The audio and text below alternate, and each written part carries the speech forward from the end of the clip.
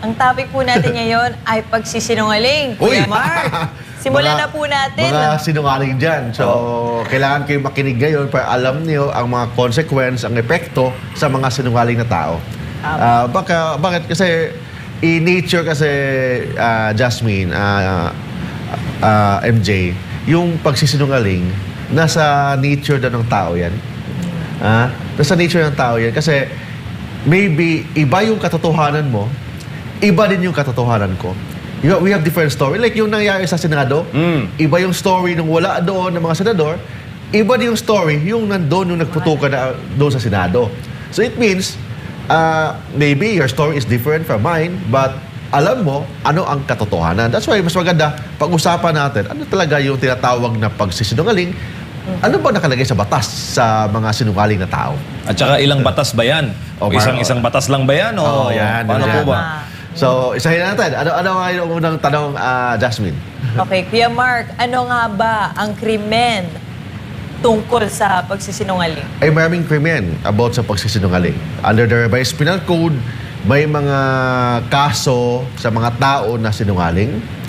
May mga kaso sa tao na nagdoktor. Hindi doktor nagdoktor ng mga dokumento. Hindi doktor nagdoktor ng dokumento. Daming doktor dyan. Doctorate sa paggagawa ng mga dokumento. Like for example, yung pera galing sa recto. Alam mo yun, Jay? Yun. Doktor yun. Hindi yung finance secretary, ha? At saka ES, yung recto, yung kalye. Recto. Okay. Na sa Manila. Yung pera, ilang milyon yun. Okay. So, yan. Falsification of documents. Kasama doon ang fake mga na cash, ganon.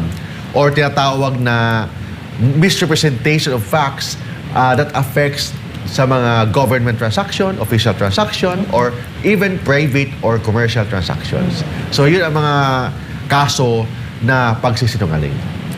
At saka siguro yung pirma, Kuya Mark. Nasama yun. Kasama yun. Yung pagpirma, Pag-doktor na, doon papasok yung pag-doktor. Doktor. Ang So, pagpirma.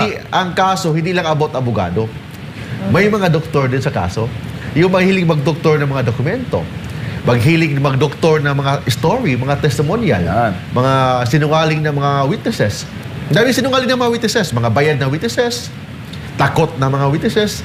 Tinatakot na magsalita ng pagsisinungaling. So may mga ganon. That's why kailangan natin na magaling na pag-cross-examine. Tingnan natin kung ano yung pinagsasabi doon, kung consistent ba. Kasi daming mga sinungaling na tao. Hindi lang dokumento. That's why in evidence, Jasmine, kung tingnan mo yung ebidensya, bakit mas mabigat ang object evidence kaysa pangalawa is documentary evidence, ang pangatlo na yung testimonial evidence. Ang testimonial evidence, yung mga nagsasalita ka, testimonial. Documentary evidence, yung mga dokumento. Ang object evidence, for example, baril, yung patay na katawan, corpus delicti. Bakit mas mabigat yun? Kasi hindi nagsisinungaling ang object evidence. Kung baso yan, tubig yan, cellphone talaga yan. Di ba? Pero ang documentary evidence, yun ang pangalawa. Kasi may mga doktor, dinodoktor ang mga ebidensya. Lalo na pag testimonial. Mahigpit ang ebidensya sa testimonial. Bakit? Kasi daming mga sinungaling na tao. Yun yan.